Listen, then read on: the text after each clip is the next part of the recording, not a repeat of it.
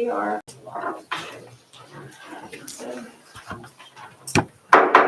in accordance with Section 5 of the Open Public Meetings Act, Chapter 231, Public Law 1975, we advise that a notice of this meeting was made by posting on the bulletin board in Town Hall, mailing to the officially designated newspapers, a list of the meeting dates annually indicating that this meeting would take place at Town Hall at 7 p.m. on Monday, January 8th, 2024.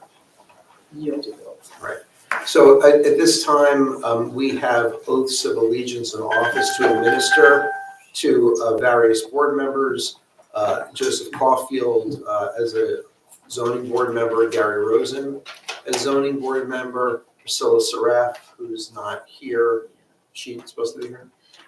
I'm trying to She'll have find to do it that at the email. next Okay. meeting. As zoning board alternate number 1 member, and Shawshang Peng as zoning board alternate number 2 member. So I'm going to ask you to each raise your right hand, the 4 or 3 of you, I guess, that are here. Repeat after me. I state your name.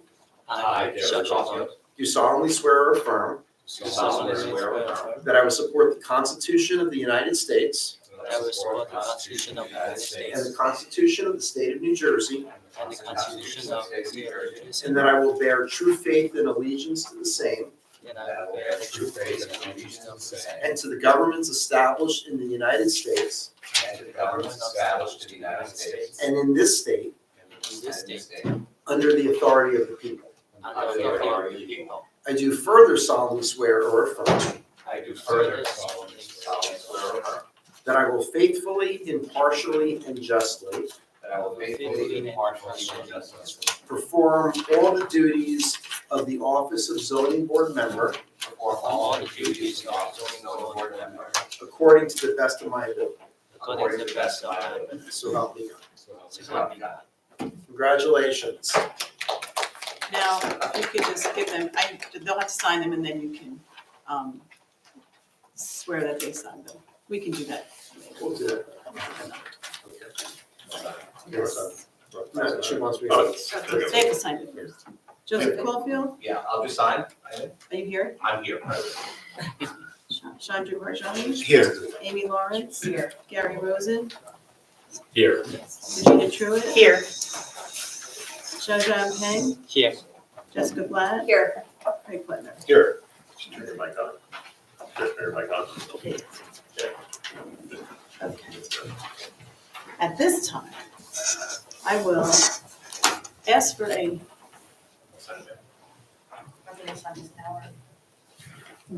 you guys have to sign it. They have to sign it. Yes. Yes, and then give that to Rob. Nomination for position of chair for 2024. I would like to nominate Craig Plaitner as chair of the board. Is there a second? Second. Was that Kevin? Either. Many seconds. Would you accept that position, sir? Absolutely, I accept that position. Is there any other nominations? No one's raising up.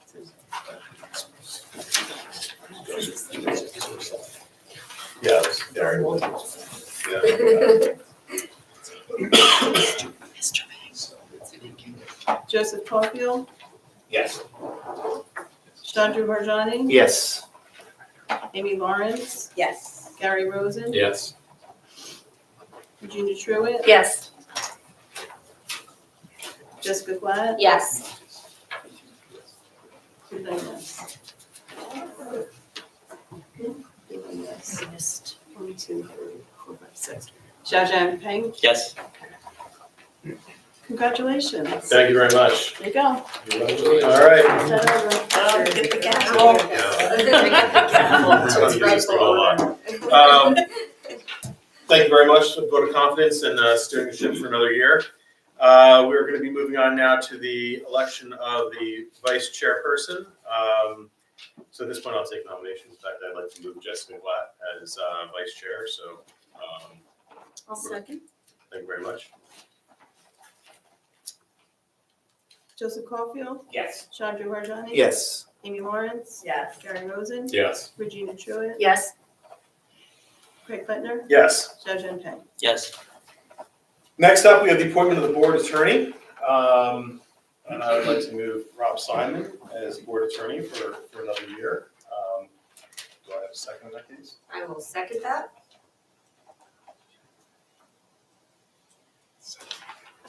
Joseph Caulfield, Yes. Chandra Harjani, Yes. Amy Lawrence. Yes. Gary Rosen, Yes. Regina Truitt. Yes. Jessica Glad. Yes. Craig Clay. Yes. And lastly, we have the Board of Adjustment Secretary. Would all those like to come forward? No takers Yeah. again. So- once it folds. Once again, we will be, I'd like to move Eileen Adams for Secretary. Second. Thank you. Joseph Caulfield, Yes. Chandra Harjani. Yes. Amy Lawrence. Yes. Gary Rosen. Yes. Regina Truitt. Yes. Jessica Glad. Yes. Craig Clay. Yes. Notice I didn't ask you if you'd accept the nomination. I second. She nodded, for the record, she nodded. Congratulations. It was subtle. Just a few? Yes. Okay, all right. Making sure of that. It might have been a cough. Yeah. Right. 3 more years. Next, there you go. Next up, we have the resolution of approval of the 24-25 annual notice. If you'll see, the meeting dates are in front of you, which have been somewhat carefully gone through. Can I have a motion to adopt the approval of the annual notice? I'll move approval. Can I have a second? I'll second. Great, thank you. All those in favor? Aye. Anyone opposed? Should it be, Do you want to do a roll call? it's a resolution, so Okay. should it, I don't know, does it All matter? right, let's do a roll call, why not?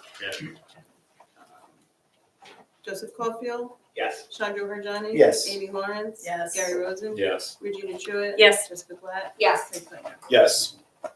Next up, we have approval of minutes of 12/4/23. Any corrections or changes to those minutes that were circulated? Just to, So you can find them. Who's on to it? 1, 2, 3. Complete, everyone except our new alternate. okay. Any corrections or changes to the minutes of 12/4/23? In that case, can I have a motion to approve those minutes? Move to approve the minutes. Second. Thank you. All those in favor? Aye. Anyone opposed? All right, next we're going to move on to memorializations. Our first one is calendar 394323, Lejean Aurora 263 Long Hill Drive in Short Hills. Any who's eligible on this one?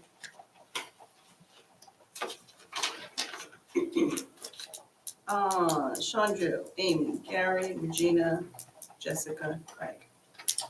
Any corrections or changes? If not, for one of those mentioned, I'd like to move forward for motion. Move to approve the memorialization for calendar number 3947-23. Want a second? In second. Thank you, Chad. Chandra Harjani. Yes. Amy Lawrence. Yes. Gary Rosen. Yes. Regina Truitt. Yes. Jessica Glad. Yes. Craig Clay. Yes. Next up, we have calendar 395523, same crew. Yes. Okay. Candace Hong, 15 Duncan Street in Milburn. Any corrections or changes? If not, can I have a motion to approve memorialization? Move approval, calendar 3955. A second. Second. Gary, a second. Chandra Harjani. Yes. Amy Lawrence. Yes. Gary Rosen. Yes. Regina Truitt. Yes. Jessica Glad. Yes. Craig Clay. Yes. All right. Welcome everyone in the crowd. Thank you for bearing with us. We're doing housekeeping there. And Happy New Year to everyone. I need to go through this list real quick because we have a lot of changes and so on and so forth. So I want to make sure everyone's here for the right case and that you're not going to be sitting here all evening to find out that case is going to be heard. So as previously noted, calendar 395923, which is 50 Elmwood Place.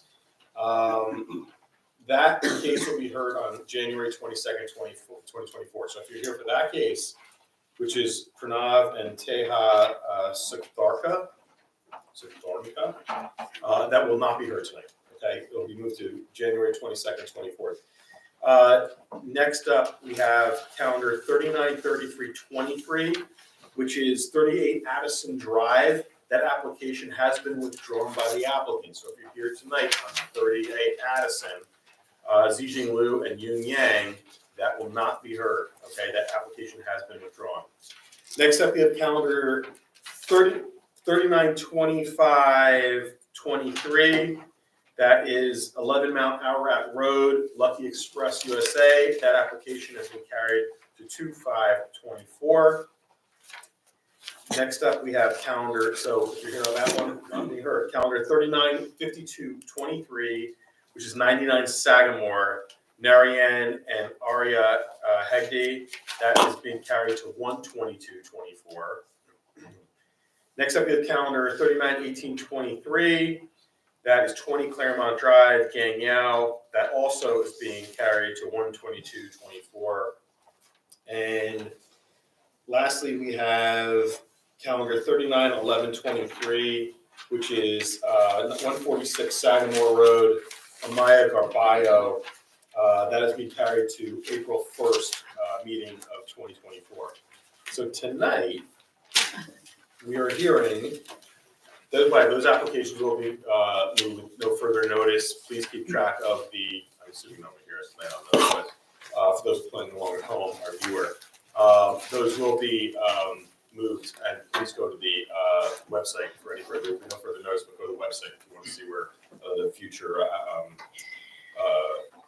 the case will take place. So tonight, we are hearing calendar 395923, 407 Hobart, 246 Glen, 705A Morris Turnpike, and 17 Windermere. All right, and we'll do it in that order. So first up, we have calendar 395723, 407 Hobart Avenue, Hamasdrea Saghari, if I apologize if I destroyed that.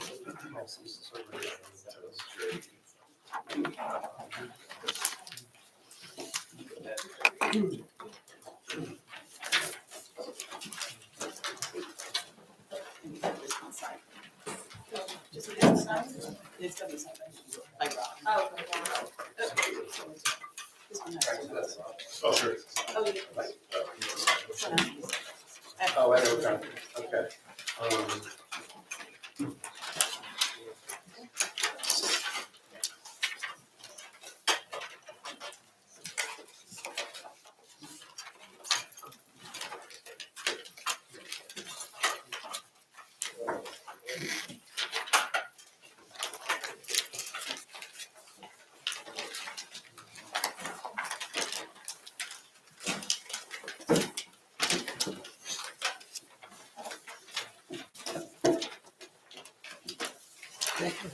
Good evening, Mr. Reyes.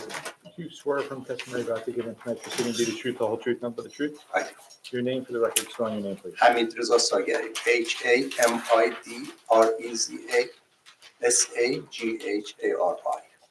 Thank you. Good evening, how are you this evening? Good evening, how are you doing? Good, good. Please proceed. So thank you for the opportunity to present our case and thank you for all the work you do on your behalf. I'm here as the owner of 407 Hobart. We bought this property in 2020, but we are a short years resident for the last 15 years. We bought this property, initially we thought we're gonna demo it, build a new house. We moved in, we fall in love with the property and we wanna live in it and restore it and take care of it. This property originally was built on a 60-acre land, as I understand. The property was divided, so I assume all our neighbors at one point were part of this. And we don't have a garage. And most probably because they had a carriage house, and most probably the carriage house was in the house in the back, 68 Hamlet. So we don't have a garage, and I have 4 teenagers, we have 5 cars, and it's a mess in the back of the house. So we are proposing to add a 3-car garage here. I'm an architect licensed in New York. I don't have a license in New Jersey. I did the design or structural. I'm sorry, you do or you do not have a license in New Jersey? I do not have a license in New Jersey. So I did the design, or structural engineer did the calculation, and he signs it as the professional of the record. I did many different variants and sketches, even as detached garage. This is the only place that we can put this garage because of the topography of the land and the way it's laid. So when I heard that this building, we have a problem with the rear setback, I was a little surprised because they tailored the property line around this house. We have a little greenhouse here, and they even did this to be in compliance. We have a little drain here. They got an easement for this drain. I was a little surprised, but turned out that the original building is 3 foot in the setback, required setback. We have a very large front yard. We need 40 feet. We have 160. In the back, we need, I believe, 54, and we have 50.9. This corner of the original building, the purple one, is currently past the required setback, and our proposed design, this section, this little red one, is not conforming, but will not pass the established setback. It stays in the established setback. I even notched the shape of the building so we don't pass the established setback.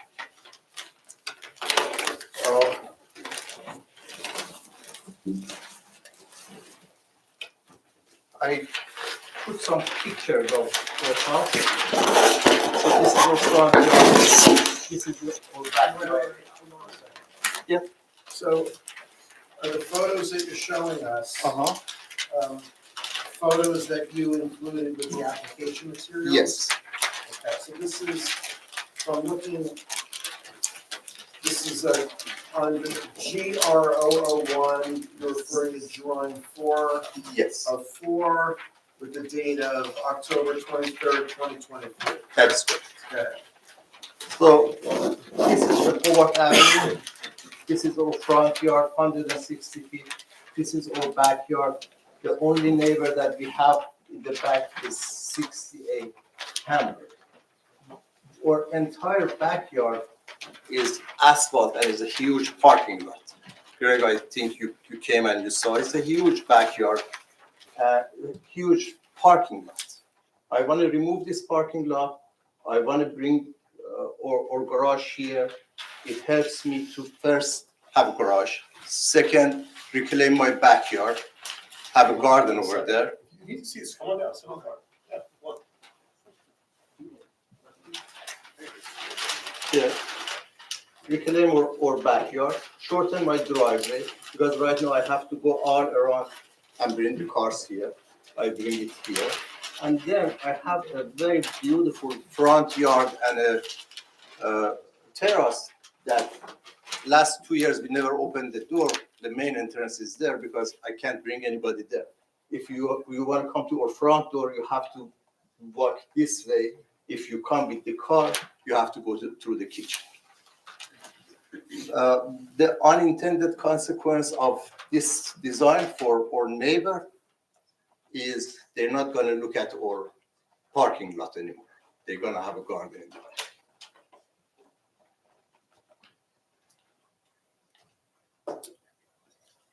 Well,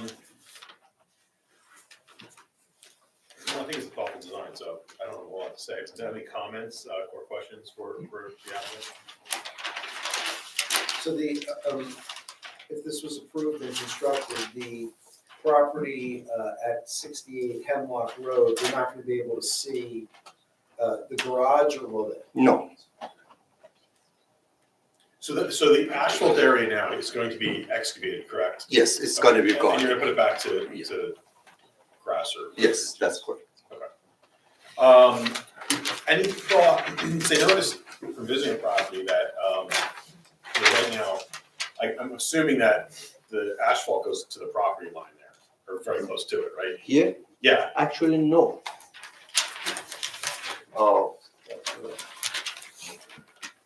If you look at, the asphalt is here. In this area, it goes to property line, but the driveway is pretty far from. right, but I'm talking more like Yeah. back area. Here goes all the way, even a little inside their property, and we have an easement for that little piece.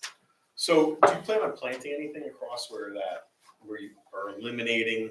We planning to put a hedge here Okay, to divide, because right now, I know, it's just It's right right. into their yard. when we were buying this property, I thought they did it for the snow or something, but I don't know why they did it. You see how it is. So yeah, we're gonna put a hedge over there. Alright. Any other questions from the board? Go ahead. Just a question, there's a note here, and I think this is Eileen's handwriting, it says overall building height must be verified, existing and proposed grades. Yeah, that's all been taken care of. It's been cleared. Okay, thank you. Verification, right, the issue is really just the little red part. This area, yes. And that you mentioned is in line with the existing It's structure, which is already. yes, in line with the established setback.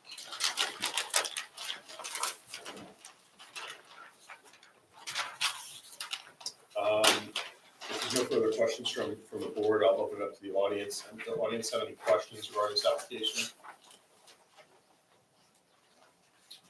Any comments regarding this application? Then I'll close the public portion of this application. Board members, what's your thoughts? I think it's a very thoughtful design that solves the problem of having a bunch of cars in essentially a parking lot, which, in our town, we want cars in garages, not openly displayed, so I can support the application. I agree. I think the design is elegant and it serves the purpose for taking the cars out, adding more green. It's actually more additive to the neighbor as well as yourself. So seems to be a good add. Yeah, I would agree. I mean, getting cars out of there, the headlights, everything else going into the neighbors' houses, and it's a total win all the way around. And like I said, adding more green space. It's amazing that house has existed for this long without a garage. It's pretty incredible. But unfortunately, there were a lot of houses with large pieces of property that were spun off, and the recipient of most of the issues became the initial home when all these things were sort of recast over the years. So I would support the application.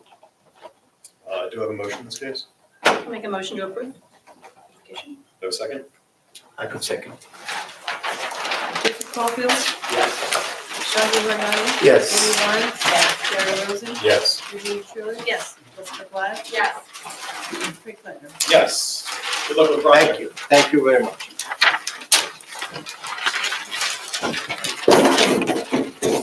Next up, we have calendar 396023, 246 Glen Avenue, Arjun and Tashina Rea.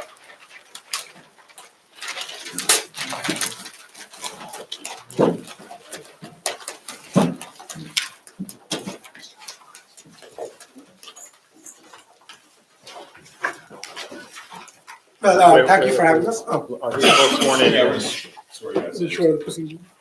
We are turning 1 second to get his, thank you.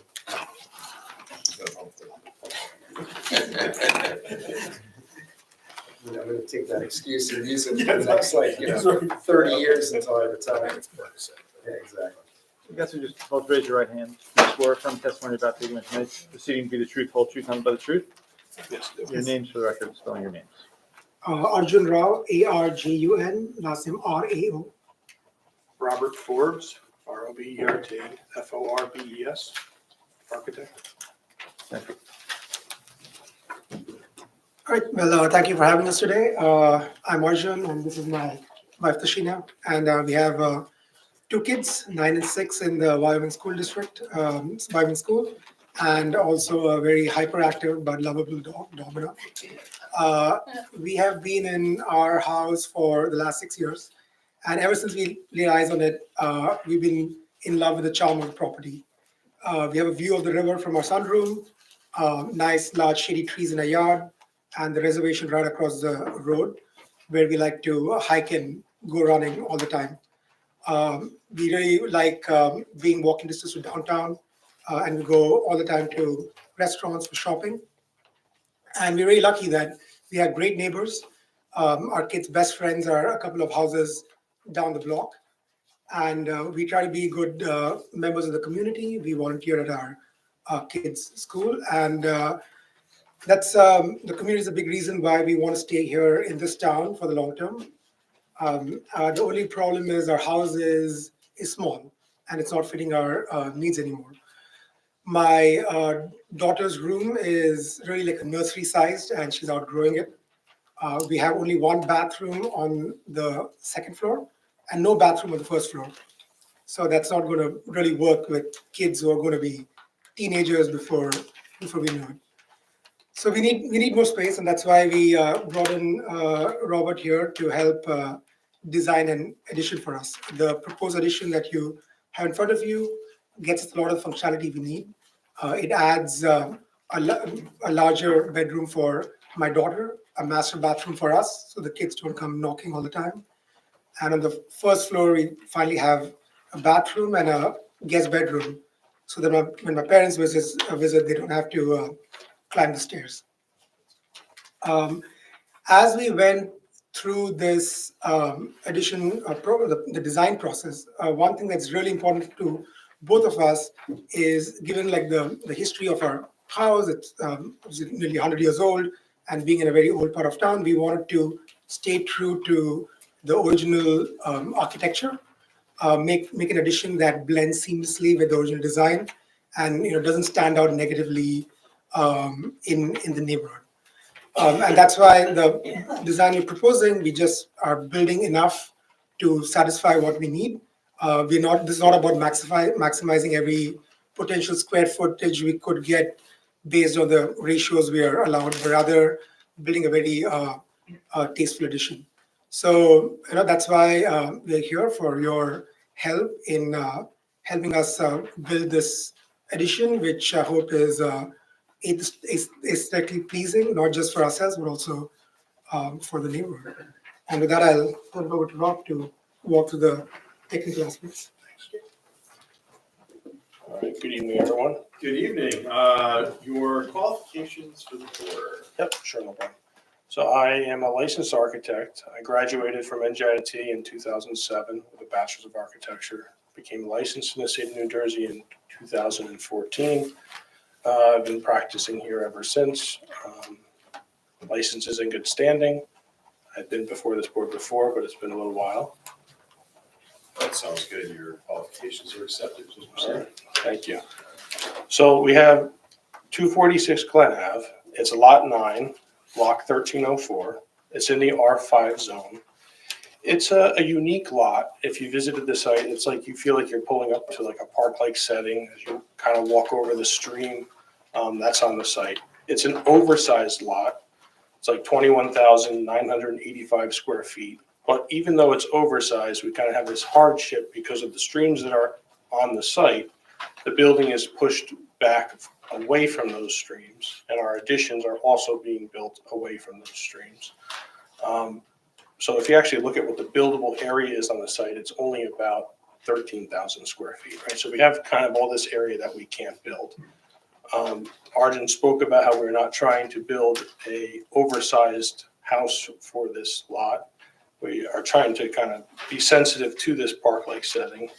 So just before I kind of walk into the plan, I just want to be mindful that we're very non-saturated. We're only proposing 8.7% of building coverage, 14.3% of FAR, where 30% is allowed. Lot coverage is only 13.4%, or 35% is allowed. So we're maintaining a lot of the natural features that are on the site. So if we look at the existing survey or site plan, you can see these streams that are kind of coming off of Glen Avenue. The site is accessed from Brookside Drive via easements to a detached garage where you then enter the site. Part of what we're trying to do is create a little bit more parking space for them. So we are proposing to add a parking space by that detached garage, a new mudroom, a new eating area, a first floor bedroom, and then some new second floor space, which I'll walk you through.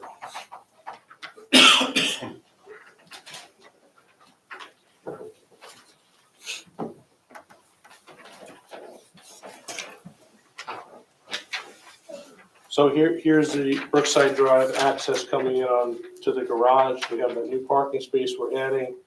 We have a mudroom that we enter in, pantry, a bathroom, and a guest bedroom for the parents. We're holding the required first floor setback of 12 feet for this first floor addition, so that's all conforming. We're renovating this kitchen, adding a small eating area, and access to a rear deck. All conforming on the first floor, no variances on the first floor. As we come up to the second floor,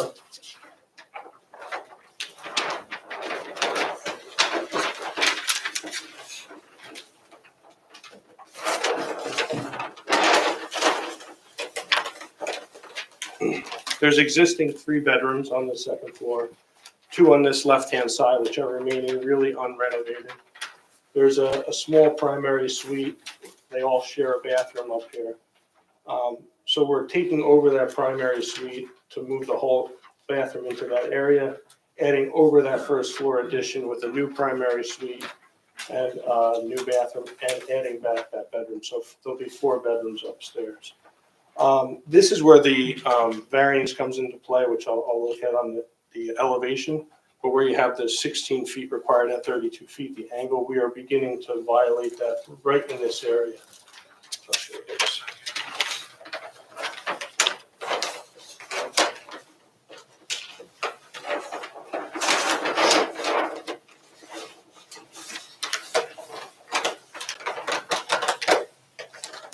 So here you can see the house was built in 1925. It's a Dutch colonial. It's got the gambrel roof. We're trying to continue that gambrel roof, and it's that little triangle there that's creating this side yard setback variance. So you can see us maintaining that gambrel roof. We're setting the roof down. It's lower than the main house. And we also then continue that roof design around the back side. So you can see the violation again on sheet BOA6. Again, that is the violation. And so we're very careful about massing this building. Again, it sits lower than the partner violation, sits lower than the main house. I did put together an exhibit, which I'd like to show you. This is not part of the. Before you do that, can you just go back to your first sheet and show us on the survey where the deviation is in relation to the adjacent property most impacted? Sure. Go back to the first page. The survey. So the deviation is occurring, I don't want to mark this for you, but it's occurring right about there, where that little angle is happening. If you also, and I'll show you on the tax map, these are very irregular lots. Well, Because that's what I was gonna ask. So it's, the encroachment is closest to what's identified as lot 10, right? that's correct, yep. Okay, is that, and you're saying is it a side, you're saying it's a side? Side yard variance. So how did you determine that that's the side yard? That's what I'm trying to kind of help you with. Well, so Glen Avenue is the front yard. Okay.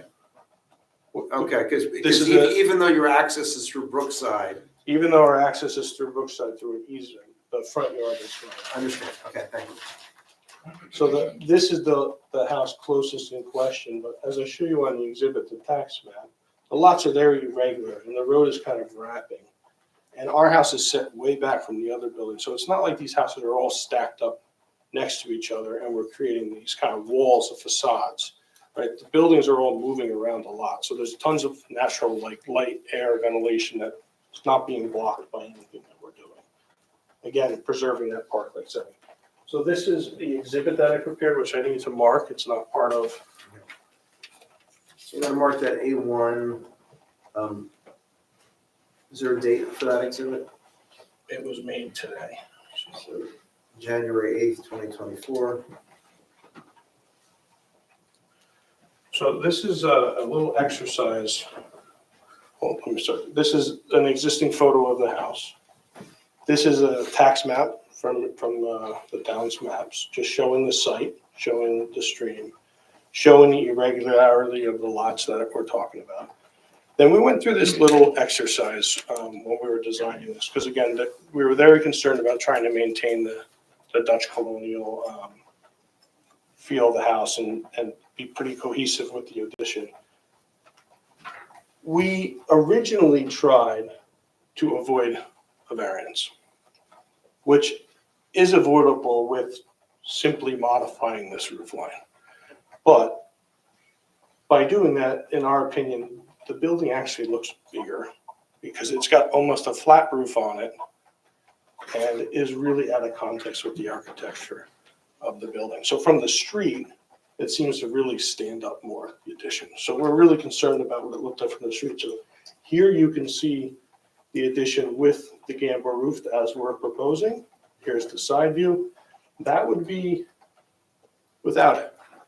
So that would be conforming, you're saying? That would be conforming. So really the only variance is occurring in the attic space. And we feel that it actually helps to bring the mass of the building down. So again, that's really the gist of this proposal. It's a variance of 2.8 feet at its worst condition as it's falling away from you in the middle of the building. And that's really it. Okay. Any questions for Mr. Flores or? Just on your site plan? Yep. You have a note there's deck and something pool. Yeah, so there's like a small pool that's gonna be sitting in the deck. Yes.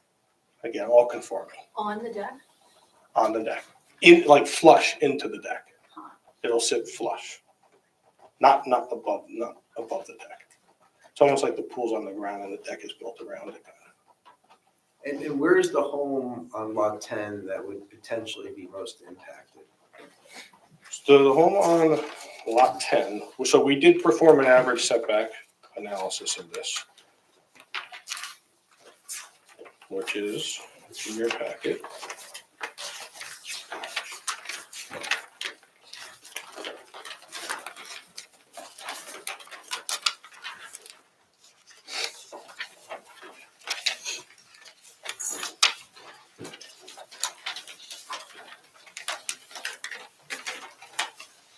On sheet 11.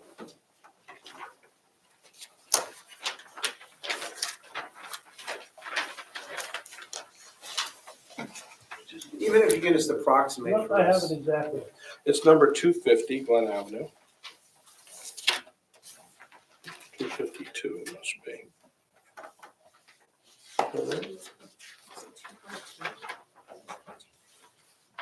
46 to 50.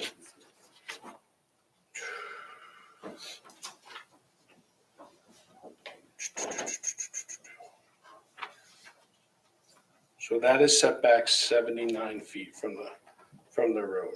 So again, it's basically, it's like in this area, roughly. Right, but how far is it from the common property line? I don't have that distance, no. Can you approximate or you can't? It's pretty significant. It's not very close. It's more than 15 feet away? I would say it's from the property line, Yes. yeah, I would say it's more than 15 feet away from the property line. Thank you. You have a note that says 40 feet from adjacent building, right? Where's that? It's on your site plan, to the right side. Oh, there you go. My partner Tim must have helped me out there with that. We're- So it's we're- 40 feet to we're 40 feet in between our buildings.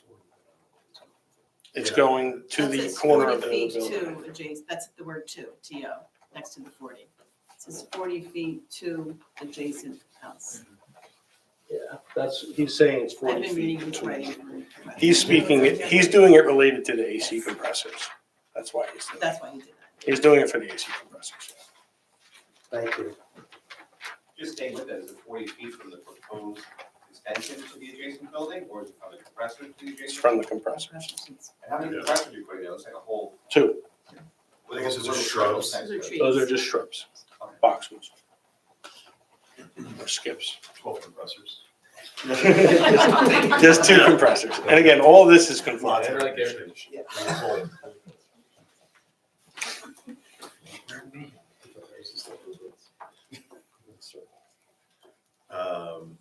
Any other questions?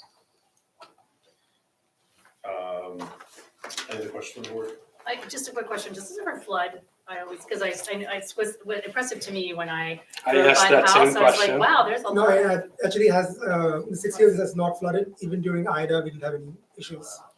Wow, 'cause It, you've got a lot of, you're surrounded it with looks trees. scary because the water in the river goes by Yeah. I was really like, fast, but the river is pretty, like the bed is pretty low. And the flood zone is the It's a flood relief zone. flood relief zone. It's a flood. Relief zone? Oh, So even on the, Oh, is it? so even on the FEMA maps, like our actual property is not in the flood zone. The flood zone is stop short of property itself. That's interesting. all right, well, you're lucky. Yeah. Okay. And your neighbors, did they flood at all? I mean, I don't know if you would know that. No. They have the small. Yeah, actually, you should not sworn in. Oh. Never mind. Any other questions? Any questions from the audience regarding this application? Any comments from the audience regarding this application? Anything else, Mr. Forbes? Nope, that's all. I'll close the public portion of the application. Board members, what are your thoughts? I'll go first. I think this is really well thought out. You know, when the applicant came up and said they're trying to build a property that is what they need, to me, that sort of resonates with how this is done. It's a mindful application, seeing the comparisons of what would conform versus what's proposed. It is truly the sales job because the house really does look much better going for this. So I actually give you credit for coming here today for that small variance as opposed to the easy way out. Because, you know, obviously it's delaying your application and so on and so forth, but it really is going to create a much better final product. And, you know, the way that house is located as I visited the property, it sits substantially behind the house to its right if you're staring at the property. So it's really not invading any of the lighter space or air of that home to the right. So I think and there's plenty of vegetation on that side, some very big trees. So I think it would, this site could easily accommodate the relief sought. So I would support the application. I would just add, and just kudos to you for wanting to preserve the architecture and wanting to keep it, you know, in the character of the neighborhood and the streetscape, and everything else, and seeing the Dutch colonial and appreciating the Dutch colonial architecture and not wanting to do anything to change that, so. Agree. Do we have a motion?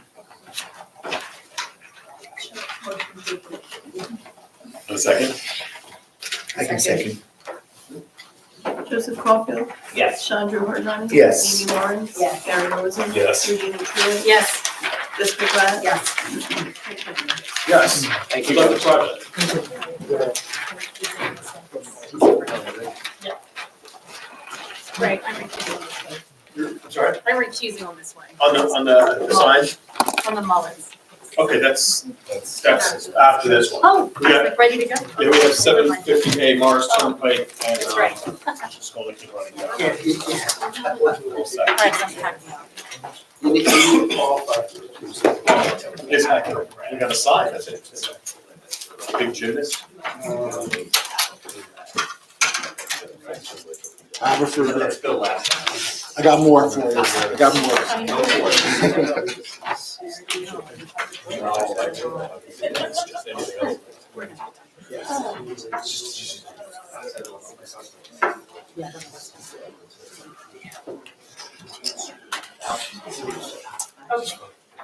Okay. Right. That needs to stand. Okay. Chairman, hopefully I won't be your first gavel I hope bang not. of the new year. I'm itching to try it out. I'm hoping to avoid that. Yeah. Let's get your exhibit passed down and then we'll show the road here.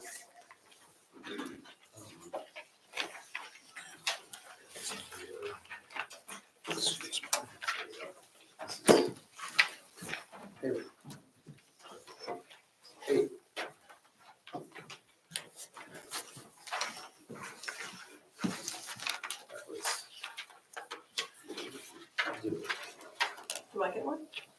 No, Yeah, coming around. It's coming your way. These are, we don't have these in our. Correct. Yeah, send out the mail. Yeah, it's both of the file. Ready? Chairman Richard Skolnick, on behalf of the applicant, Short Hills Gymnastics LLC. I have the proprietor for some very brief testimony. His name is Al Notar Nicola. It's a signage application. We're going in the space that used to be YB Fitness. The relief is relatively minor. If you'll bear with me, we don't have a planner here tonight, so I'll try to explain things. I appreciate that. And hopefully that'll be sufficient given the scope of the application. So for signage, there's two main parameters. You get 20% of the sign face, and we comply with that. And your letters can be 2 feet in height.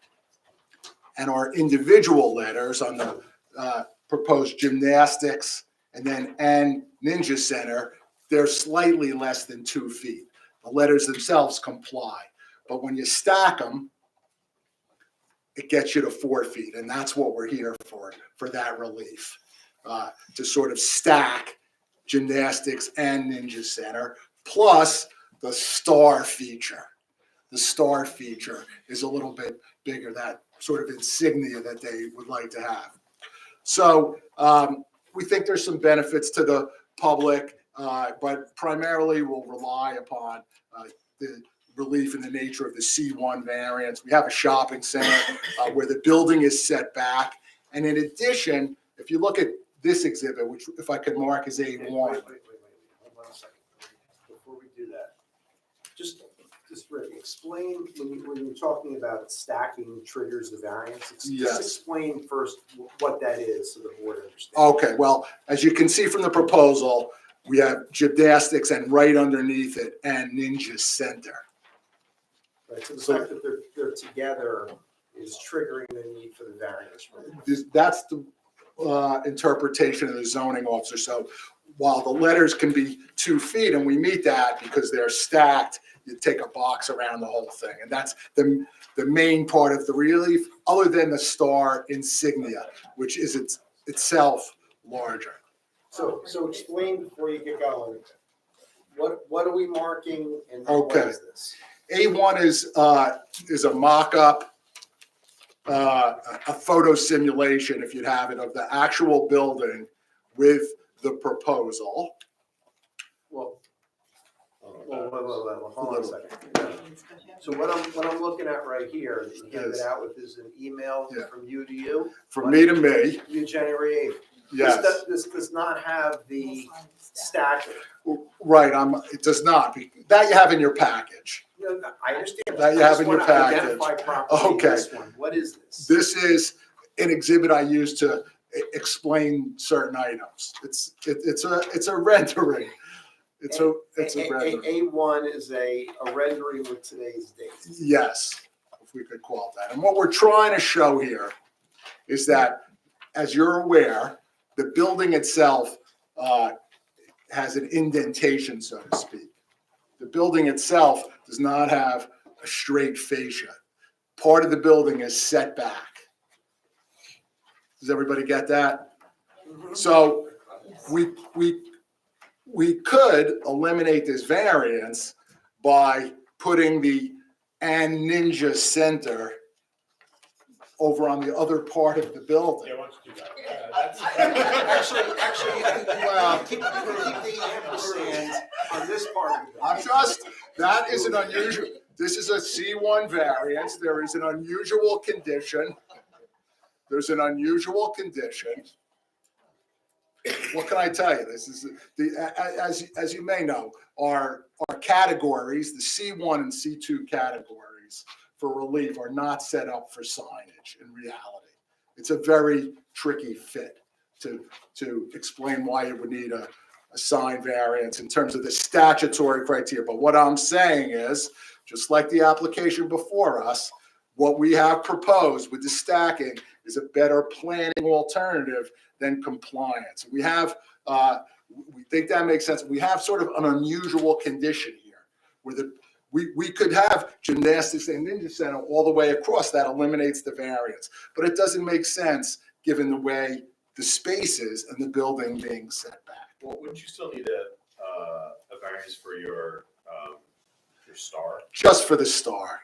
Right. Just for the star, yes. This doesn't account for the star, so. So real quick, your leasable space now is basically all the papered windows, correct? Is that what? Yes, the paper windows as shown on A1. Paper window. What is A2? A2 is some examples to hit the negative criteria of what we have in the newspaper, what we have in the area, And you took these. Some photos examples. of your application. Justin and I, it was a combination Okay. of myself and Justin, who's involved in the ownership group, Okay. to give you a sense that signage in the immediate area, mostly in Milburn, but then we also have, I think, one from Springfield, the Wawa. We don't have a perfect system here. We do have stack signs. We have lettering that's larger, quite large. And so we have the Walgreens down the street. You can see they're stacked. Some of the lettering is quite large. We didn't go and measure the size of the lettering, but I think the board has been past the Walgreens. It's pretty large lettering. We did some at the mall, which is a little different, but you can see Ruth Chris Steakhouse is, 3 Legal Seafoods is also a stack system. The Wawa's in Springfield, but it's bigger. They have a logo. Primo Mercado, that's over at the mall, but Tiger Showman's is nearby here. 2 lines of lettering, some pretty large letters. In our shopping center, European Wax Center, they have stack letters. The Mavis Discount, stack letters and a logo. So also down the street from us, Short Hills Photo and Custom Framing, stacked with logos and John. So it's not a perfect situation. We think we're close to compliance. Again, we meet the 20%, so we're not asking for a variance on that. The lettering itself, other than the star, Chairman, is all in the 2 feet, but we make sense to stack it. And my clients are bringing a new business in. They like the site, obviously. It is set back from Morris, but a lot of people drive by, so signage is important. So let's talk about that. In terms of the setback from Morris Turnpike, it's compliant, right? Do you know offhand like what the requirement is versus what's here? No, Okay. I don't. Okay. But it's a good distance back. We have that information out. 220 feet. It's what? 220 feet. You guys would tell you, yeah. So Al, come on up. Let's get you sworn in. Do you swear from testimony about to give in tonight's proceeding be the truth, whole truth, nothing but the truth? Yes, I do. Your name for the record. Al Notarnicola, Just spell your last name. Notarnicola. Okay, and Al, could you just tell them a little bit about the business and what you're trying to do here and why you like the site? We build gymnastics and ninja centers for kids, and mostly kids high school age and younger. And I have several centers we're doing for 30 years, and we heavily rely on drive-by traffic to be able to see the center. We ask customers, how'd you hear about us? And they tell us, oh, we drive by, we saw your sign. So this rule of the 2 feet high with letters works for us, but once you have that other rule of if you stack them, then it's 4 feet high, and that you need a variance for. That's where we're coming into where we can't make the letters 1 foot, so we'll comply with that because it would be barely visible from the road, especially 220 feet back. So we definitely need to have the word gymnastics and ninja center and gold medal, which is our branding, and the star, which is our branding as well, to kind of stand out to help us with our big investment that we're putting in to build this center, to bring our business to the area. Chairman, not that more complicated. You know, there's this complication because of the setback of the structure where you could see, and, you know, theoretically, we could comply, but, you know, that wouldn't be such a good alternative, and there's a practical difficulty here as well, given the structure. So what part of the sign is illuminated? Illuminated, the whole thing is illuminated. So the gold medal, the star, the gymnastics, and the ninja center, the whole thing. Yes. And, you know, we feel it's in character with the other signs. That's why we have these photos in the area. Any questions from the board? Couple of questions. How big is the sign that is right here that's shown in your, I can't quite read it, but I think it's an athletic equipment business? Yeah, we didn't take measurements It looks smaller. of those. You know, to be honest with you, you know, it's sort of a difficult thing to do. Oh, you're on the plan That was package? the one that was in our packet. Yeah. Oh, the Johnson one. Proposed signage. Yeah, gonna be a little bit smaller. Good question. Yeah, they have a lot less square footage of the building, percentage wise. So the sign does look smaller, so you would agree it's smaller. And Aquatox, did I read something about Aquatox? Is there gonna be an Aquatox there too? True, they're building the space next door to us. And do you think they're gonna want a sign also this big? Or you don't know? Oh, good question. I don't know. Yeah. Where's the Aquatox space? If I'm looking at the materials that were submitted with the application. If you see if you're looking at our sign that we're proposing, they're to the left. So they're gonna start on the far left of the building. And we're basically where those papered windows end. So that's where they start. That's when they start. And what is that? It's a swim school for children. The David Pool? Yeah, they're putting a, There's one on 22 in Springfield. That's a model now. Right. That's a model. Taking up the office space because, as we know, you can't compete with Amazon, so you gotta have experiential things. Are you affiliated with Aquatots? no. Okay, so they're gonna have to So you're comply. not sure, okay. They're gonna have to comply. And then last question, how big was the sign for YB Fitness before, and Can Do before? And it was Can Do and it was YB Fitness. How large was that? Good question. Do you remember, Justin? Because that took up the whole space. Do you know the answer? We could have you sworn in. Yeah, stand up, come on, he'll This swear is you my in. partner, Justin. He lives in Do the you swear area. or affirm testimony about to give in the proceeding to be true, whole truth, nothing but the truth? I do. Name for the record. Justin Bohan, B as in boy, OHON. Can you help out with the pictures? Yes. We have a lot of yeah. back and forth. to get these I'm events. a resident in South Orange. Familiar with this sign? It was for. That one, yes, it is over 2 feet for sure with the stacking. It's the stacked one, right? So the question was, prior to this business, proposed business, Oh, it was YB Fitness and then part of that was. It Can was Do. over 2 feet, but it was at least 2 feet for sure, but not stacked. It was one line. YB Fitness. Yeah, Was that the question? yes. So you believe the letters themselves were over 2 feet? Yes. From a visual perspective, Yeah. I did not measure them though. Yeah. Do you not? Well, it's on the internet. Oh, Actually, I how didn't much- measure it either. but how- Yeah. What is it? I don't know. Oh, okay. Thank you. Any other Is that questions all? from the board? Yeah, I have a question. Just sticking with what you had in our packets, the dimensions. Yes. From the top of the star Mhm. to the bottom of Ninja Center, that's 48.27 inches? Or is that more than 48?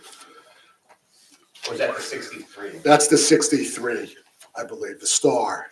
Okay, so the whole thing is 5 feet high. Just the star. All the lettering conforms. So All the, star 63 and a half, right? Like to the top of the star from the bottom of all the lettering is 63 inches. We have it as, oh, from the top of the star The bottom of the star. to the bottom of the star, we have that dimension as 63, just the Right. star. So the bottom of the star is also the bottom of and Ninja Center, right? Correct. It's the bottom of the star. It looks like the top of the star is a little bit over the gymnastics height. Right. They Right. both need. You So, would think also, like, again, you don't own that whole frontage on that bump out piece. So you think that if some like Aqua Tots or whoever comes in there would kind of have to match your height, right? You would think. Well, Aquatas is just one word. I think for some reason, our business requires all these words. I don't know if that Make has. those 5 feet. It looks like it's 2 words, but. I guess we really can't worry ourselves with what Aquatas is. yeah, so What if either, the A in Aqua is gonna be 5 feet high?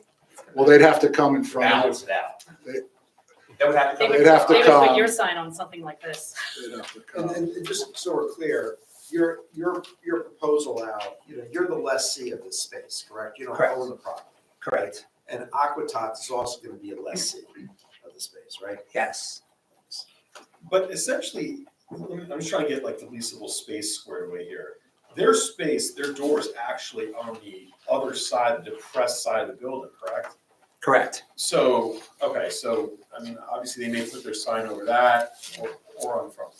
It would probably more, it would make more sense to be on the depressed. The depressed piece, that's over their door. But they are a lot smaller than us as far as square footage goes. Right. Yeah. Like their doors. But I'm saying, there's not another tenant here to the This is Aquatats. So Aquatats is like this way, gymnastics goes like this one. So that's it. So Right. so really there's 3 tenants, right? There's Johnson, you, and Yes. Aquatats. Correct. So you didn't coordinate anything with Aquatot in terms of where your actual signage location is gonna be relative to their signage, correct? Well, I coordinated with the landlord, but not Aquatas directly, no. I guess my question is, if you're gonna put, right, if you're gonna put it in the depressed area, then you have this big space. If you're not gonna put it here, you're gonna put it here. Your sign is Look, gonna be, you know- it's gonna be off center, it's gonna be far to the right. If Yes. their sign, and we don't know what their sign is gonna be necessarily, but if their sign is on the depressed part, smaller part, which they're gonna be using, yours is gonna be all the way off to the right, it's gonna look a little funny. I'm pretty sure they're gonna wanna be on that front face, but on the left side, Yeah, and we would be on the right side. sort of need to, otherwise yours is gonna look funny. Right. Yeah, we could talk to Mr. Mandelbaum. Kenny Mandelbaum owns this shopping center. They were in for the planning board. They went for parking at the planning board. The zoning officer said do signage at that point, but I told them. that's They what didn't she listen relayed to to me. They do me. minor site plan. They got site plan approval, both of them did, they came together. They didn't- So we think it's reasonable, given what's out there on Mars, given that we have this unusual condition related to the depressed part of the structure, where if it wasn't depressed, we would just extend the letters and we would eliminate part of the variance, other than for the logo sign. But yes, it's larger than the 2 feet, but it's a star. And other folks have identifying characteristics. And it's really, while the star violates the 2 foot, it's very limited in terms of its overall area. So we think we have something reasonable. We have a businessman coming to town, taking space. It's been empty for a couple of years now. And we think the board could certainly take notice of what's going on in the area. And we ask for a favorable vote. Okay. Jeff, go ahead. Will there be signage up by, like, I think there's a bunch of, like, it lists the stores that are in that shopping center. Will your name be on that list of signs that are in the shopping center? Yes, that's Right up on Morse? actually to the far right by the other end of the building. But yeah, that will be on that, like a pylon sign. Yeah, it's like a list of what's A in list the of the shopping store. center, Yeah, so yeah. there will be a secondary name there. And will this be illuminated 24/7? Or at nighttime, I guess, you probably wouldn't have the lights on at night, I mean, in the In daytime. our centers, we normally cut it out at like 1 o'clock to save energy. 1 So a.m. it would be off by 1, Yeah, and, I think that's reasonable. Thank you. thanks. Any other questions from the board? Any questions from the audience regarding this application? Any comments from the audience regarding this application? No, I'll close the public portion. So board members, what are your thoughts? I'll go. I feel like it's too big. I mean, it's bigger than Johnson. We don't know what Aquatox is gonna do. It is bigger than, at least from what I can see on the internet, it looks like it's considerably bigger than what Can Do had Can Do, and YB Fitness had a stripe, a paint stripe, and then the letters were inside that. So it might have looked bigger, but the letters themselves look to be smaller than this. I think that the reason there is an ordinance is to get some uniformity among signage along, and with three businesses right next to each other. I think we need some coordination of the size, otherwise you're gonna have like a mishmash. I think it could be a lot. I also think it's a very long name. Although I will say I appreciate that there's business going in there. It's a great place for a business and certainly a need in the community, but I think it's too big. Any other comment? I don't know, I don't think I think when you see what it looks like from driving by, I think this is set back quite a way. You know, to me, maybe I would prefer it a little smaller, but I don't feel that it's inconsistent with the space and what it takes to see the location from Morris Ave or 124, whatever that is. It doesn't trouble me enormously. So I agree. I think this building, I mean, whoever designed the fascia on this thing, it's kooky. I mean, the top part's bigger than the bottom part. It's the strangest fascia when you look at this thing. And the fact that it is so far back off the road, it needs something, some sort of scale. Like, I think the Johnson's too small. I mean, when you drive down 124, you could barely read it.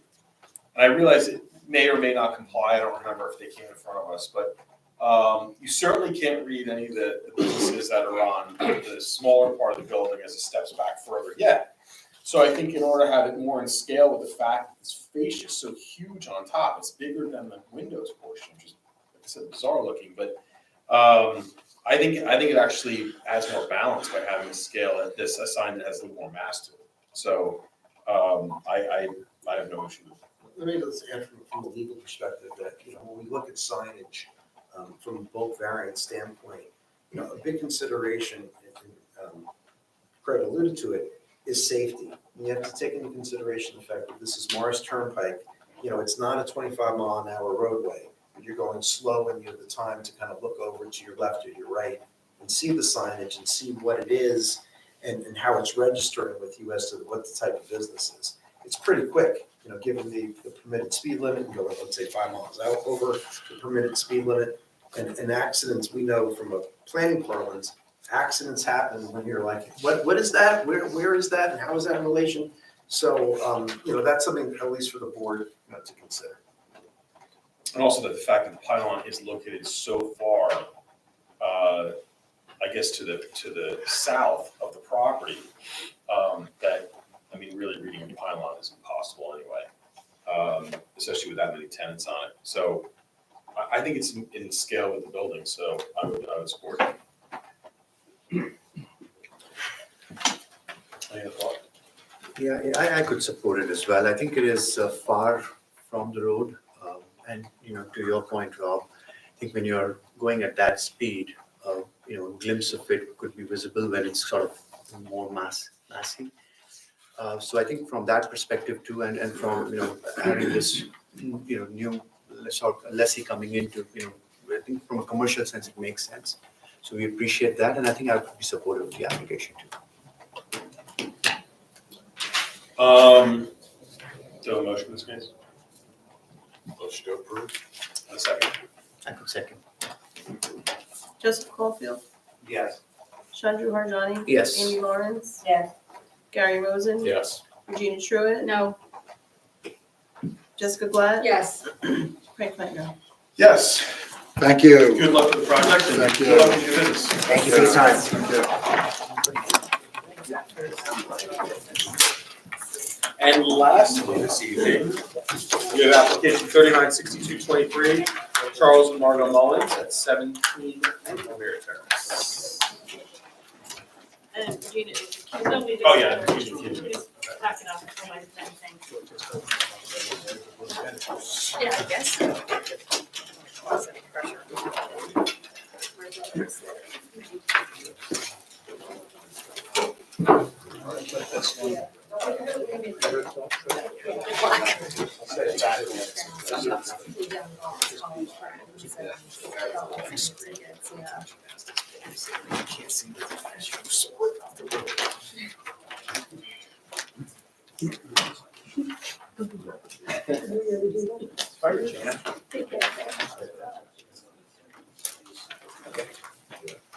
Good evening, Mr. Rosemary. Good. Good. Just raise your right hand. Please do swear affirm the testimony about the given tonight's proceeding be the truth, whole truth, nothing but the truth. Yes. Name for the record. Chuck Mullins, Mullens. Dave Rosen, ROSEN. Go ahead. All right, great. We, my wife Margot, and myself, you can call me Chuck, you know, my full name's Charles. We moved into Short Hills in 2009. We bought 3 Claremont Drive. About 2 years later, we were here to meet you guys. There's some new faces. And we did a full reno on that house. It was a very small house with 2 bedrooms upstairs and no bathroom. We really we attempted to keep it in line with what the neighborhood was at that time, and got a lot of compliments on it. Over time, we had 3 children who all started in Glenwood. One's now in middle school, and we needed more space, and so we've moved to Windermere. We've been here for about 2 years now, and we're ready to make some changes. The reason for us being here today is there's a very small corner of the house that is a front yard setback. What I will let our expert Dave talk about the details of that. But happy to answer any questions and hand it over to you if you'd like to. Your qualifications, more of the boards. I've appeared before this board many times and many of the other, in most of the surrounding communities and elsewhere. Syracuse University, graduated 1980, licensed in 83, started what's now Rosen-Kelly Conway in 1986, and still doing it. And your I am licensed and License up to it's, date. yes. thank you, qualifications are accepted. Please proceed. Thank you. So as Chuck mentioned, we're doing a variety of things on this property. 17 Windermere is in the R4 zone, which assumes a lot size of about 20,000 square feet. This one is 47,000 and change, almost 48,000. So it's a considerably comfortable size for the lot. But the house, when it was built in 1986, was built fairly close to the road, where the front of the house is parallel with the road. But then as you look at the house on the right side, there's an angled wing that contains the garage and a secondary entrance. And so what we're planning to do on the whole rest of the house, everything is compliant, but there's a small section where in order to add a third garage bay, which is permitted in this zone, we need 3 variances. And the 3 variances are for the front yard setback, and I'll cover each of these a little bit more. The impervious surface in the front yard, and the fact that it's a front-facing garage. So I don't know if you can all see it. It's difficult to see the front of the house, and everything I'm showing you, you have copies of. It's difficult to see the front-facing garage because it's really just at one. There's a semicircular driveway, and from the one that's a little more uphill, as you come around, you can't see the garage at all because it's screened behind this spruce tree. Then as you come down Windermere, you get a glimpse of a portion of it. And then at the other driveway, you get a very sharp angle toward it. You can see a portion of it. It's not really until you come into the property that you can really see that. So the way that the property is organized, this is on V1. I'm going to just reference this drawing and this one. And in order to make them a little more visible, I just blew those up a little bit. So this is technically a new document, but it's unchanged from the image on V1. Which is the new document? This is just blown up at a little bit bigger scale, so it's a little more visible. All right, we don't need to mark it separately. Okay. It's the same, and it's the same, Unchanged, locations as yes, well? everything, yes. Is this lectern in the way for anybody?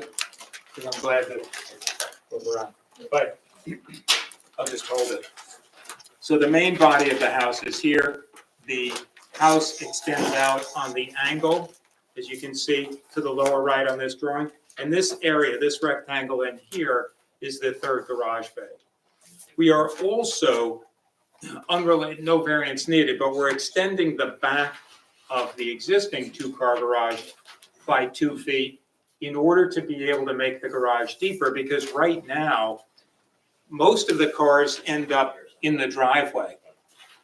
And the goal is to get 3 cars into the garage.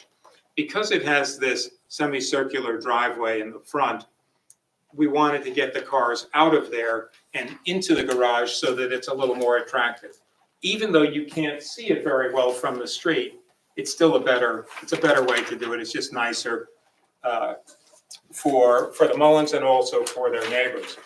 Now, the 3 variances are, I'll go in reverse order. The garage faces the street, meaning if you came straight out, you would eventually cross that front property line. It's on an angle, so it's not exactly straight out. And in fact, on this block, there are other houses that have front-facing garages. They may be 2 cars, 3 cars, and even 4-car garages. Just out of the 9 houses on this block, 5 of them have front-facing garages. And 2 of the remaining ones do too, but those 2 are detached garages, so I'm not counting those. But in any case, the front-facing garage is the first one. A second one is that there are 2 front yard setbacks in the ordinance. One is a minimum of 40 feet. We meet that because the planned front yard setback is 42.6. But there's also a prevailing front yard setback, and that's just over 50 feet. And it's 50.2. The current house is 50.1. So what happens is we end up with a little triangle at the front of this garage that is within that prevailing front yard setback, but still 2.5 feet behind the minimum setback that's usually required in this zone. And all of this is due to the fact that the house was put where it's located on the property when it was initially built. And it makes the most sense to build the new garage, the third garage, adjacent to the existing ones. So the third variance has to do with the impervious surface within the front yard. And it may seem odd, but we are actually reducing the statistic slightly by just about 1%. But the statistic changes in part due to the point that it's measured from. It's measured from the corner of the old garage or the new garage. So it's not like we're substantially reducing the paving or anything, but the statistic is reduced by 1%. It's supposed to be a maximum of 30%. The existing is 41 and change, and the proposed is 40% and change. So just showing you a couple of things. I have this drawing on V1, which shows the neighborhood, and it has some numbers on it. Those are not the street numbers, but I just wanted to identify some of the aspects here. Yeah, if you want to hold that, that would be great. This board shows photos of several of the other houses so that there's a house at the corner, David, we have that in our. Yes. Yes. right here. Okay. So it's a house, but it's all one block, the whole, this, I've only covered this one block of Windermere. And there are 9 houses. The first one at the corner of West Lane has three garage doors facing directly to the street. Across the street from that is a house with 4-car garage exposed to the street. And then we have some other ones too. And diagonally across the street, there are 3. And this one is actually adjacent, but the garage faces Lakeview. So those houses, out of the 9 houses on the block, this is the Mullins house. This is the one that faces Lakeview. This one has the 3 cars facing this way. This has 2 cars. It's the side of the house, but since the road bends around, they face directly toward the street. They're almost directly opposite where the garage is on the Mullins house. Going up toward the corner of West Lane, 4-car garage here, 3-car garage here. These other 2 have detached structures that face front, but they're detached, so I'm only dealing with the attached ones. There's actually just one house on the block that doesn't have its garage door somehow facing the street. So it's not like this is disruptive to the character of the neighborhood or anything. And because of this screening on the Mullins property, even the existing 2-car garage, this is just at the break because there's one gap in the landscaping across the front. So it makes sense to add this 3rd garage bay. All of the other statistics for the property are conforming, mainly because the property is more than double the size that it's supposed to be. So that lot coverage, which is allowed to be 35%, is 23, and we're adding a small fraction to that, but it's still 23.8. I don't want to bore you with too many more statistics. Building coverage we're about 9, where 14 is permitted, and floor area ratio, we're 15.5 on this property, well short of the 26%. So it's not a matter of whether the property can handle it. It's really just the way that the house, where the house was originally located on the property, and just being able to do something that makes the most sense. On V3, there's a floor plan. Ignore the dashed lines, which are referencing some other thing. But it is just, out of this whole house, it is just this triangle which is causing these variances. Yes. I got a question. So in terms of, talk to us about this deviation regarding the front yard coverage. Yes. So I see on your V1, you have this, what's identified as an existing driveway going off the side of the property. Yes. It's located in the front yard. So talk to the board about how much of that existing driveway as identified on V1 is causing the need for the impervious coverage front yard variance versus the triangle for the garage for the bay that you just described. Actually, let me go one step further on Yeah. that. Because you kind of got exactly what I was thinking here. So right now, your deviation is existing at 10% over your front yard. The problem is I don't know what that number is because you're allowed 30%, you're at 40 existing. But since I don't have the front yard calculation, it's hard to figure that out. But my guess is it's probably somewhere in the neighborhood of your 28. I think your coverage right now is 2,800 at 40%, and you're going to 3,400. I think it was something along those lines. Yeah, the front yard impervious surface. Yeah, I have that. It's on one of the drawings here. Yeah, so you're currently at 2839 going to 3,500. Mhm. Okay. Problem is I don't know what the 30 is. So along the lines of what Rob was alluding to, if you were to eliminate that, To eliminate, you're referring to eliminating some or all of this? all that, Mhm. what's the give back there in order to try to get this front yard more in line with the standard? You know what I mean? Yeah. You don't have a scale on this. I was just planning on the scale. The scale's not for that. It looks about 50 feet or so by, I don't know. Yeah, not all of it is going to count. That's what I was just I know, looking some of at. it's, yeah, some of it's behind the facade, so, Right. so maybe So- it's like 40 feet of it? It looks like there's about, on average, probably 30, say 30 feet, Right. 25 to 30 feet from, because there's 42 and a half from the property line to the corner of the new garage.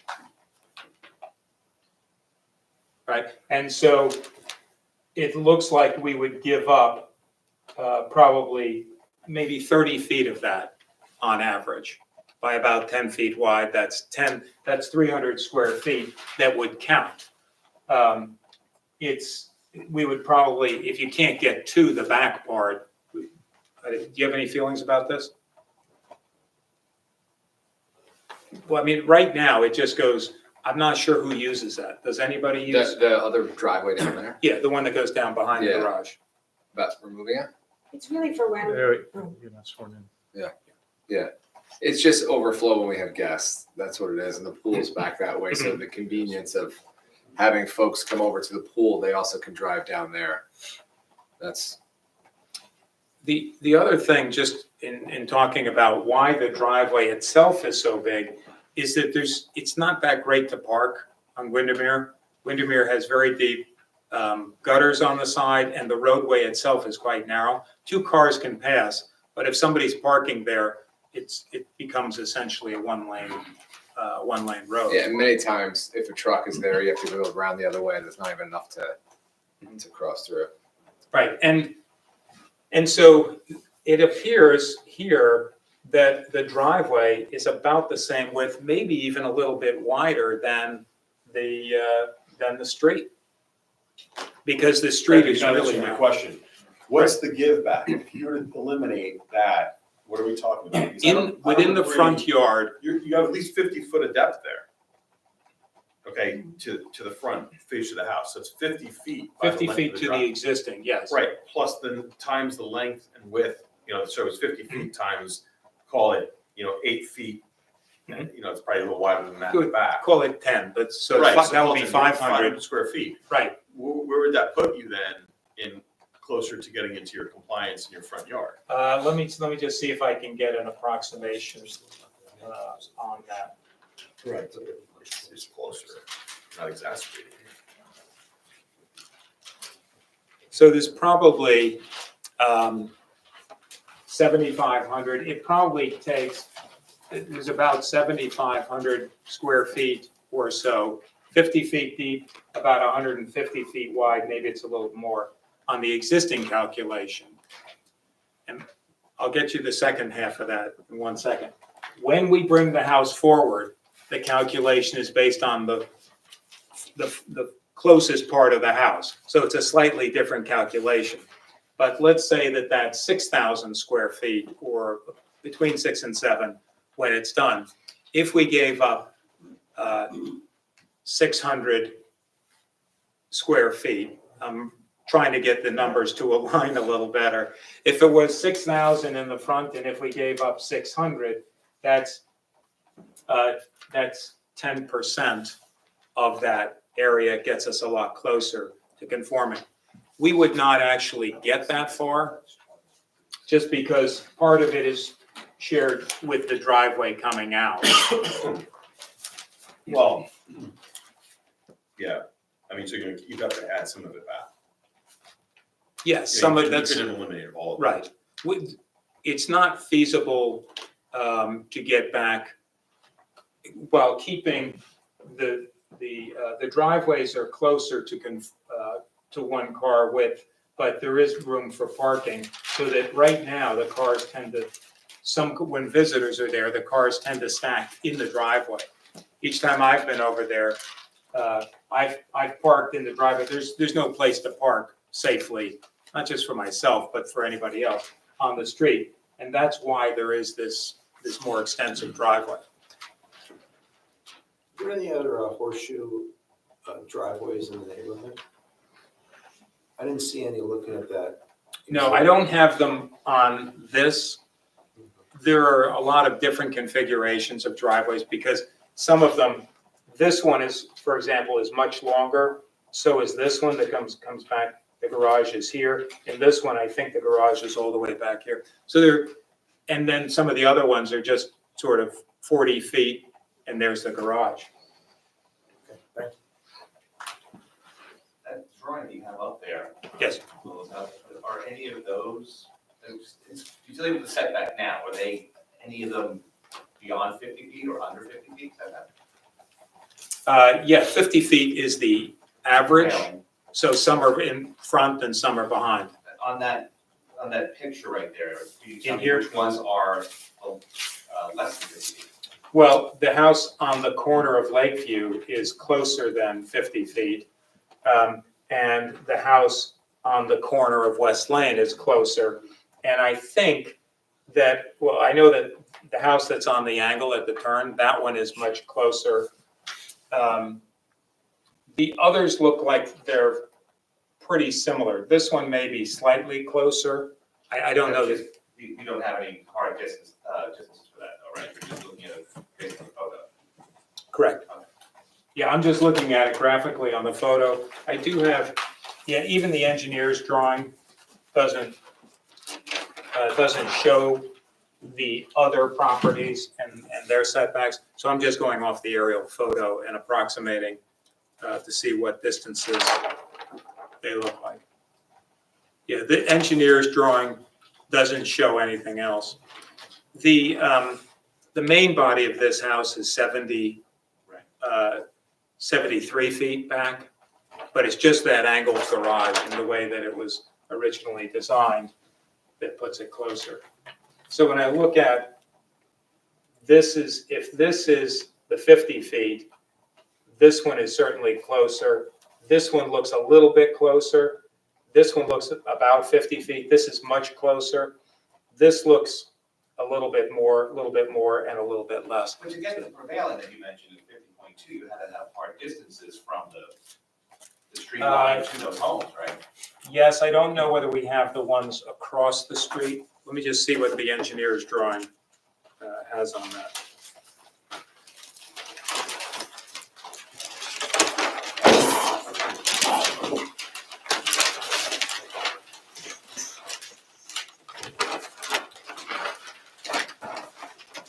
Yes, okay. In the upper corner, the upper right corner, prevailing front yard setback. So the ones that I mentioned, it's pretty consistent with what it looks like. And so the prevailing, the one on the, no, they don't even, that is the corner one. So that's 47, then 54, 65, 50, which is this house, then 34 and change. Just staying with that Windermere Terrace, the one that's on the corner with Lakeview, that would be their side yard, right? Assuming, do you know where they front? The front, that house faces on Lakeview, yes. So the front's on Lakeview, so that 34.6 Mhm. setback, that's really their side yard setback. Well, I think that it's considered a front because it faces a public street.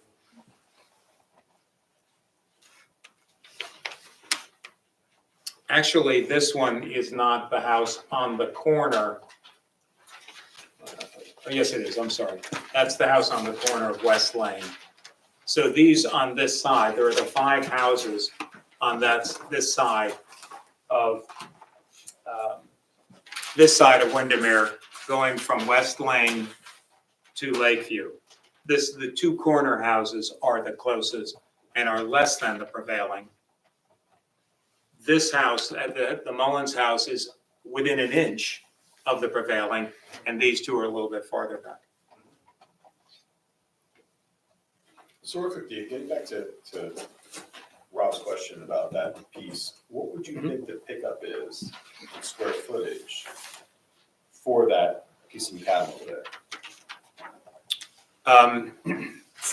With the statistic of the impervious surface in the front yard, I would say that we would probably pick up somewhere around about half of that. So say about 300, maybe it's 350 square feet, something like that. So if, again, just working on real broad strokes, if it's about 6,000 square feet, that's in the zone in front of the farthest forward part of the house. If that's 6,000 square feet, that would be about 5%. Which would then take our existing number of 41% and drop it down, not just to the 40 that we have, but perhaps another 5% or so. Right, is what you think. Okay. Down to 35. I suspect that it's going to be a little bit higher than that because I'm really Yeah, no, it narrows down. ballparking some of this stuff. Right. Right. 35 or 36%. What do you feel about that? Well, the other thing that we would have to consider is when our guests come in, they walk back that way to go to the pool. So we would have to have a walkway or something, I would imagine, because people will travel back to the backyard that way. Right. So that would be more hardscape too. That would be a path at least, I would think. I was trying for number purpose, just trying to see where. No, for sure. Makes sense. Yeah, the additional space in the garage would make up for the space that you lost back here. Like trading it out. Well, I'm really just, it's really just for numbers. Yeah. I'm just trying to get. And there's only us here. There's Yeah. nobody for else sure. here Yeah. to get involved. Yeah. What's the, on the horseshoe, what's the width of the driveway approximately? I would Probably varies a little bit, but just to get a general idea. I would say that at the wide part, it's about 20 feet. I don't know if it's 18 or 22. It varies because it's not perfectly the same, but that's about what it is. Because it's comfortable to park a car and get out on either side. And you can drive past it. And you can drive past it. Yeah, not when all the doors are open, but it's not like you pull the car right up against the curb and you twist your ankle getting out of the driver's side. So it feels like it's about 20 feet. It's less at the two driveways where they come out to the road, but the width there is really more so you don't go into those gullies and get the car stuck.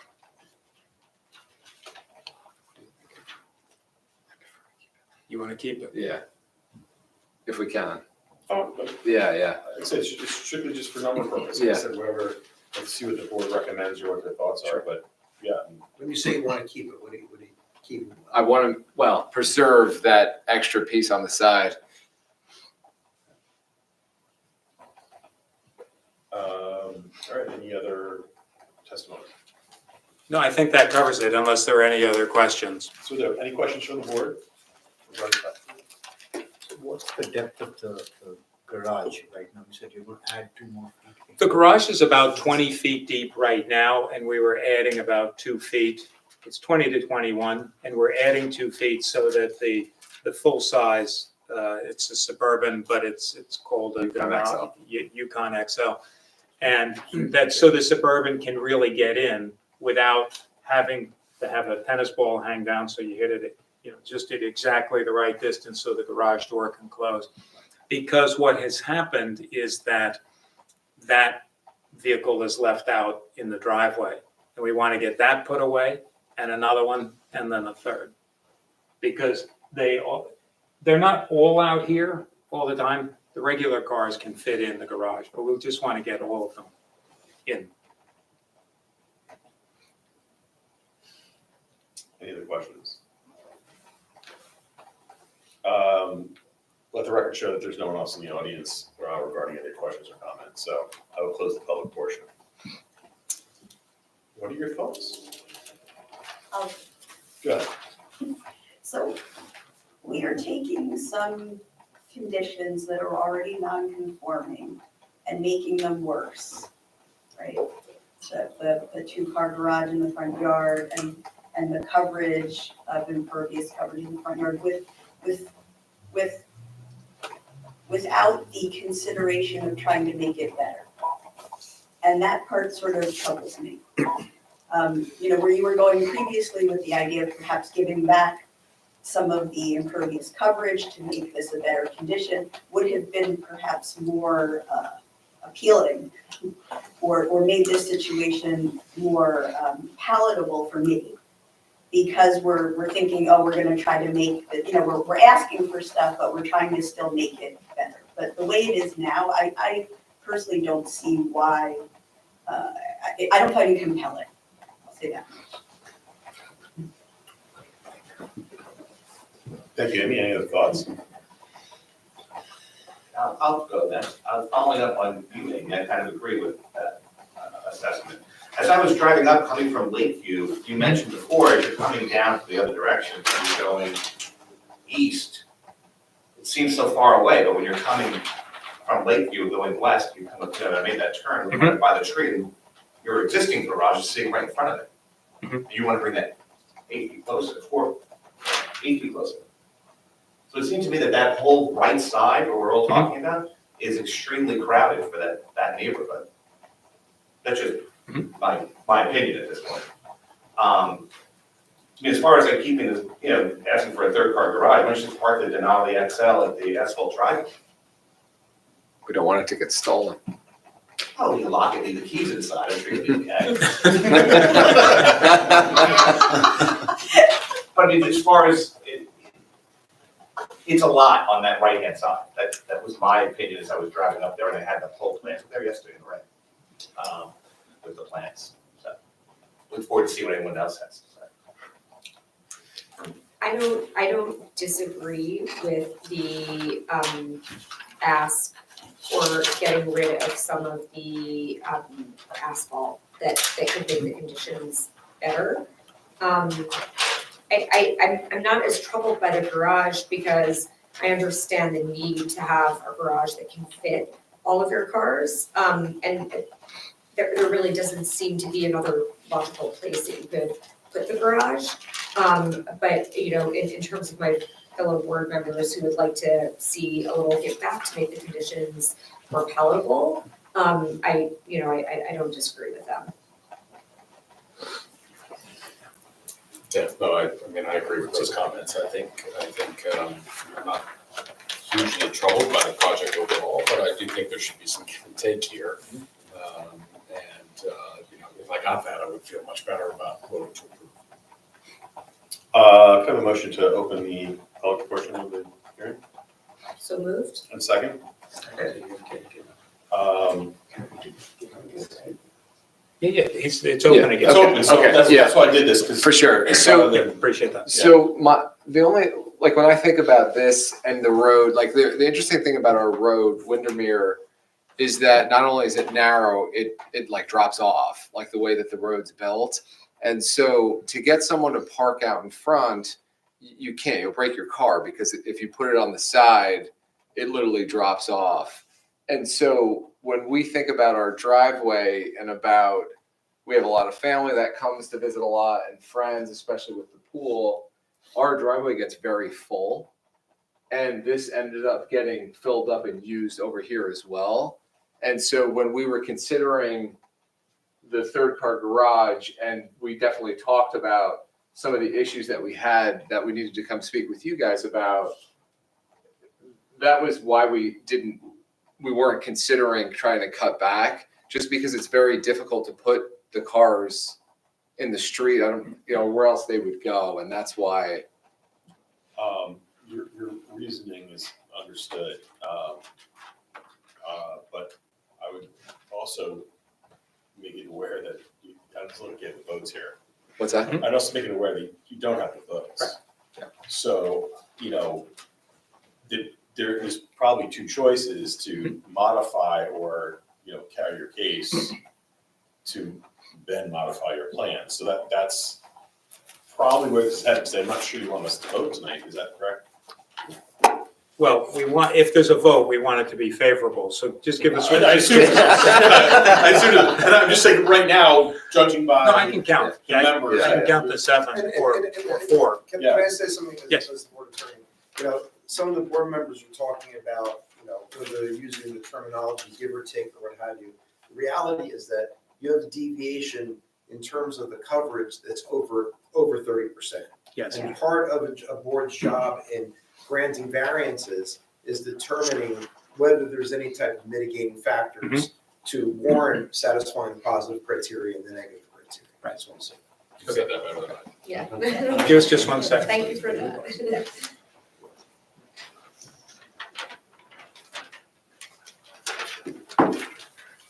Correct. Yeah. Oh. Do you want to make that suggestion? All right, so we thought that it would be a good idea to remove the driveway, the lower driveway on the side of the right side of the property. That's pretty brilliant. These things, they sometimes, I don't know where the ideas come from. Let me ask you for the record, how many square feet is that approximately? Oh, yeah, we'll read the record on that one. Right. So the only thing that we would then ask is that if we remove this back so that the driveway continues sort of in a straight line, we're not planning to remove this all straight out to the street because it blocks that exit for the circular driveway. And we would like to have a path that would be from sort of midway on the driveway here around, and then once it gets past the corner of the house, it doesn't count, it doesn't impact anything. So I think it's a reasonable suggestion, and so we'll do that. It will be a continuation of the path that comes around from the pool, and that would come around to the driveway. I can, if you'd like, I can provide Eileen with the exact statistics on that. Yeah, I mean, that would be smart just for the memorialization purpose. Right. To get as close as you can. Yeah, if you can provide that and then describe in your narrative where specifically that you want the walking path to be located. I will modify the drawing as well, resubmit and submit that to Eileen so that we have a document that we can refer to for the memorialization and a statistic. I don't want you to do that. And the reason, not because I don't appreciate the offer, is that if you're going to be submitting an additional Right, I plan, then understand. we have to open up the record. I think that verbally, the record is sufficient to indicate what the applicant is willing to do to mitigate the detrimental impacts of the impervious, front yard impervious coverage. But if you could provide a narrative to Eileen as what you're proposing to do without an actual exhibit or a plan, I think that'll be sufficient for purposes of the memorialization. Okay, just to say that there'll be a path Yeah, that I will just lead don't from wanna the open the existing record with driveway. additional- I understand, okay. What about the calculation? Attachment F two, you have to do.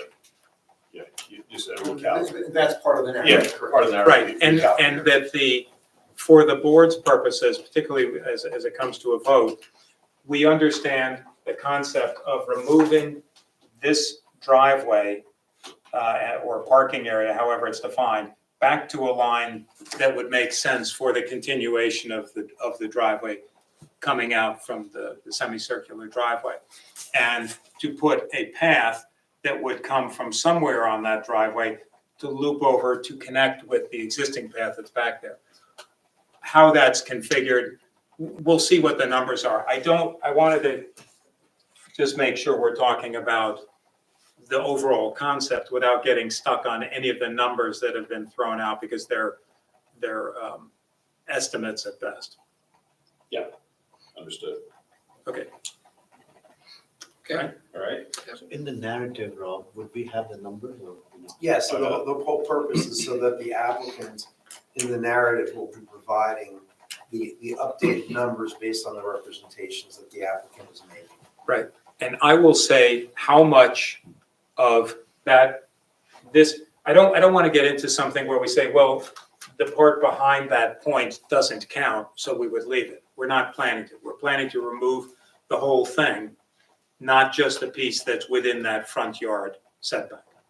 All right, just to be clear on that. Understood. Can I make a suggestion, just for the board's consideration?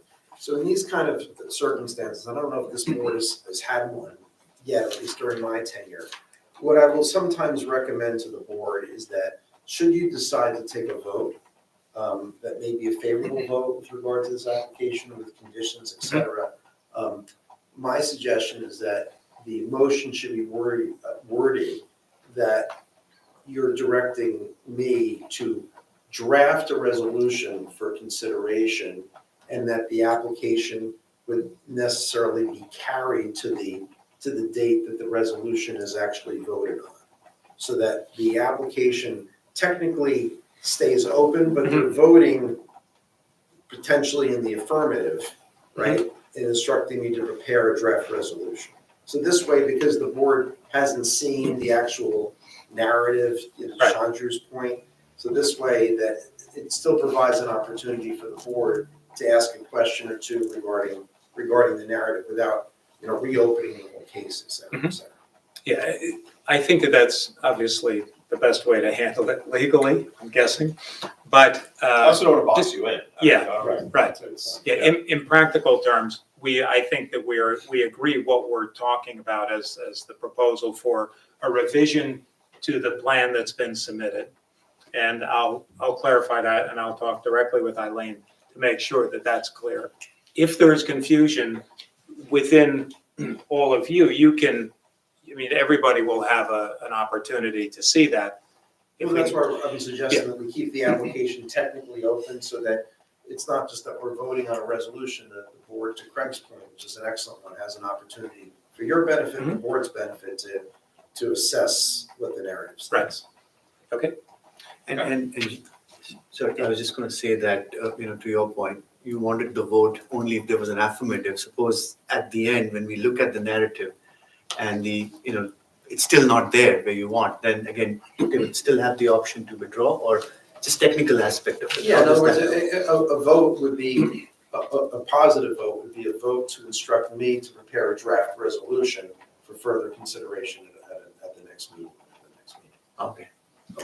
I'm anticipating that I'm going to have my information back to Eileen in either tomorrow or Wednesday, so that there's ample time. It's not going to be, I would assume that it wouldn't be sprung on you at the next meeting. No, but we don't get together again till the next meeting. As much as you think we Okay. get together all the time. Hang out? As much as it feels. Yes.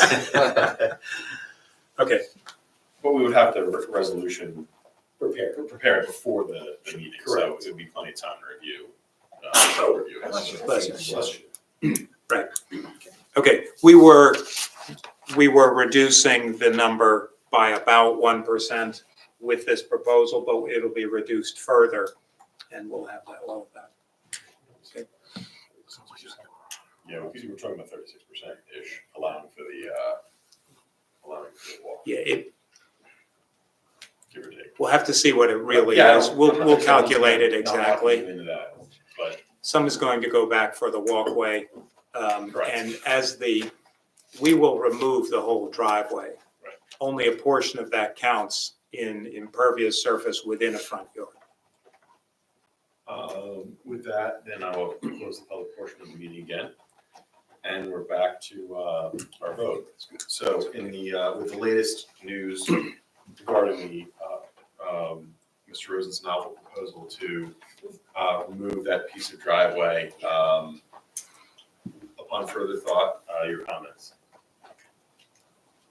I would be happy to support the application. I'm just not sure how to make Right, that do it. motion, so. You're making a motion to instruct me to draft resolution for consideration at the following meeting with the opportunity for the board to further comment once we receive Mr. Rosen's supplemental narrative. Is it for the next meeting or? It would, be whatever you schedule it for. Because I know typically the resolutions are the following. It doesn't, it can be whenever. I can move this one to the top of the list if that's the board's preference. We appreciate that. And I appreciate all of you.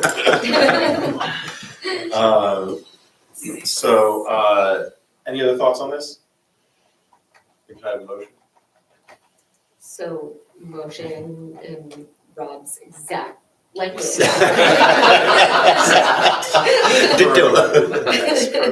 And a second, please. Second. Joseph Caulfield,